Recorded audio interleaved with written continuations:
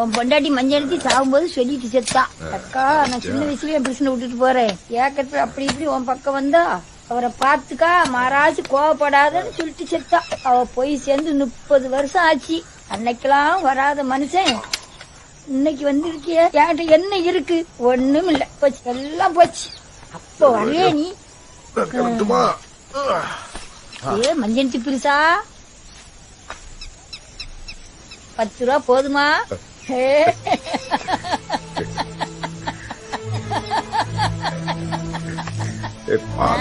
நீலாம் என் உடம்ப தொட வேண்டாம், என் சேலையை தொட்டாலுமே எனக்கு தெரியுமே. மஞ்சள் பிரிசா என்ன பாத்துட்டேன்னு வேற கேட்க என்ன? 2 ரூபா நீயே வச்சுக்கோ. 10 ரூபாய்க்கு வேற ஒரு முட்டை வேணா குடுத்துட்டு போய்கிட்டே இரு.